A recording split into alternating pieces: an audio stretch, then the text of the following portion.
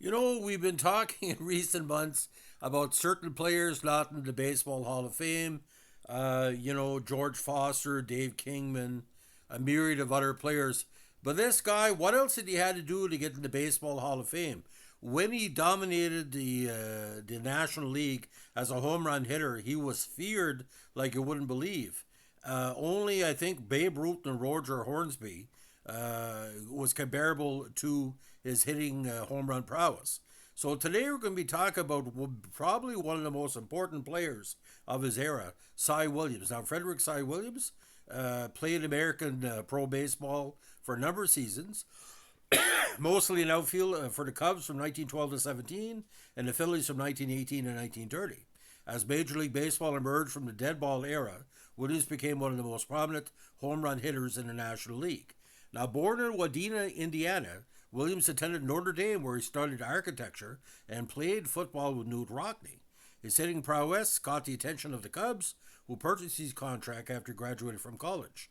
He made his major league debut with the Cubs on July 18, 1912, at the age of 24. From 15 to 27, he was consistent power hitting center fielder, leading the National League in home runs 4 times during his career. He was the first National League player to hit 200 career home runs and is one of 3 players born before 1900 to hit 200 homers in his career. Babe Ruth and Roger Hornsby are the others. He was the National League's career home run leader until his record of 251 was surpassed by Hornsby in 1929. In a 19-year Major League career, he played 2,002 games, accumulating 1,981 hits and 6,780 at-bats for a 292 career batting average, along with 251 home runs, 1,005 runs batted in, and an on-base percentage of 365. He hit over 306 times in his career. An excellent defensive player, Williams had a 973 career fielding percentage, which was 9 points higher than the league average during his playing career. Now, he was also the creator, or what they call the instigator, of the Williams shift, in which defensive players move to the right side of the playing field. Is often associated with Ted Williams, but it was actually first employed against Cy during the 1920s. He played his final Major League game on September 22nd, 1930, at the elderly age of 42. In 31, Williams served as a player manager in the minor leagues for the Richmond Birds of the Eastern League. Now, after retirement, he worked as an architect at the Tree Lakes Theater in Tree Lakes, Wisconsin, beginning in 1949. Before that, he designed the Three Lakes Theater exterior interior and later opened that June of the same year.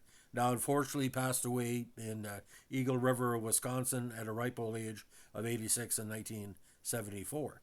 Now, again, Philadelphia Phillies Wall of Fame. Now, I really don't know what else he would have to do to get the Hall of Fame because a lot of people believed he was probably one of the most important Philadelphia Phillies of his era, and just what he did alone with them is just outstanding. So 1,024 runs scored, 115 stolen bases, 470 slugging average, an OPS of 835 with a 37.4 WAR. Now, his biggest season for a lot of people was 1923, where he had 41 home runs, 114 runs batted in, 11 stolen bases, 59 bases on balls, with only 57 strikeouts, with a 293 average.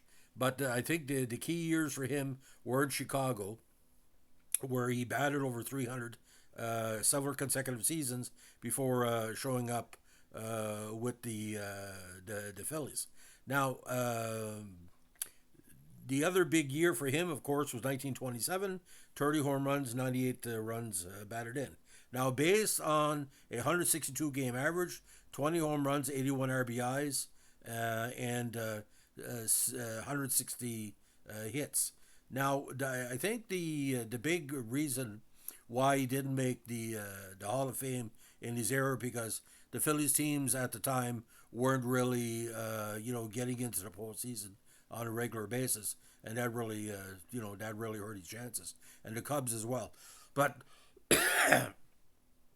the the plate appearances really stood out for me, and I'm going to tell you why. For 5 consecutive seasons between 1920 in 1924, he had 500 and over 500 official plate appearances, including 584 in 1922. So again, the 1920s, he just burned up the league. And from 1920 to 1924, 30 some good numbers: 15, 18, 26, 41, 24 home runs. And again, hit more than 10 home runs 1, 2, 3, 4, 5, 6, 7, 8, 9, 10, 11 times, which was big for that era. So I mean, Cy Williams again should get more recognition, but the best he ever did with the MVP voting, he was 22nd in 1924 and top 13 in 1927, both for the Phillies. But like I said, and being an architect besides, what a creative mind this guy must have had. But what was kind of ironic, ladies and gentlemen, he got caught stealing 99 times during his career. So he was if he was better on the base paths, probably would have scored more runs. But just the way we be going. And hit by pitch, he was hit by pitch quite often, 86 times in his career, which is an amazing number for a power hitter. So I don't know if he's being beaten back or not. So that's the story of Cy Williams. If you like what we're doing here, we're our Vintage Philadelphia Phillies podcast. Let us know what a like, comment, subscribe, or share.